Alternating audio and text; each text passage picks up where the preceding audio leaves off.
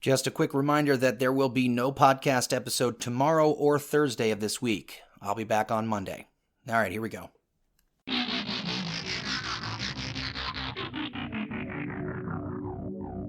Hello and welcome to What the F*** Just Happened Today, your essential guide to the daily shock and awe in national politics. I'm Joe Amditis. Let's get to it. It's Tuesday, March 29th, 2022. Welcome to day 434. Trump's January 6th White House records are missing 7 hours and 30 minutes of phone logs.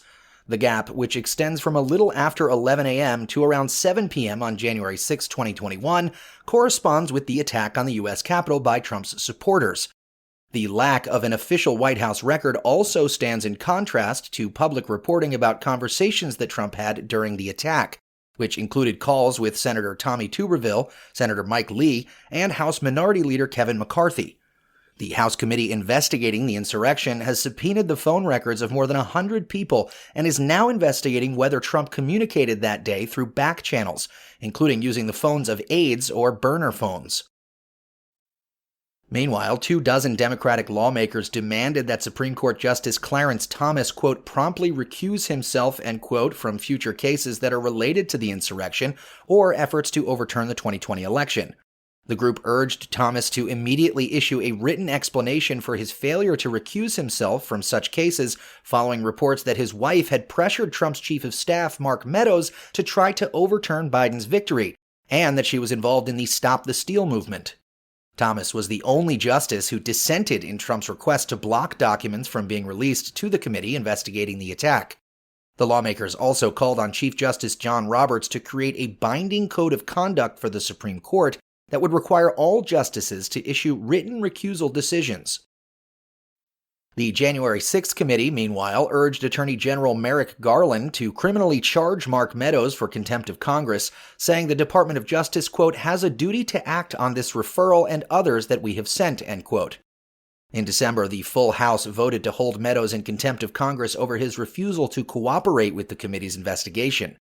Adam Schiff warned that without enforcement of congressional subpoenas, quote, there is no oversight, and without oversight, no accountability, end quote. Representative Elaine Luria added, quote, Attorney General Garland, do your job so we can do ours, end quote.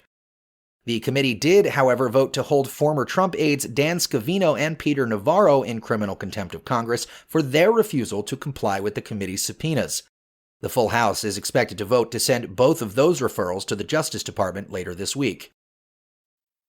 In related news, the New York Attorney General's office said that it has uncovered significant evidence suggesting that Trump falsely and fraudulently valued real estate assets for more than a decade.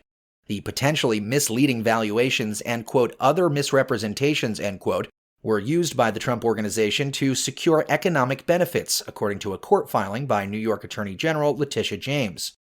The filing was made in response to Donald Trump, Trump Jr., and Ivanka Trump appealing a February 17th order that required them to sit for depositions. James said their sworn testimony was necessary in order to determine if fraud occurred and, quote, who may be responsible for any such fraud, end quote. Moving on, Russia says it will drastically reduce military activity near Kyiv and northern Ukraine after Ukrainian negotiators said they'd offered a peace proposal to their Russian counterparts. Russia also said that it was ready to set a meeting between Putin and Zelensky once a draft peace agreement was ready. Biden, meanwhile, says he'll reserve judgment on Russia's claim that it will move its forces, saying, quote, we'll see if they follow through on what they're suggesting, end quote. Secretary of State Antony Blinken added that the Kremlin's negotiators hadn't shown any signs of real seriousness, saying, quote, there is what Russia says and there is what Russia does, end quote.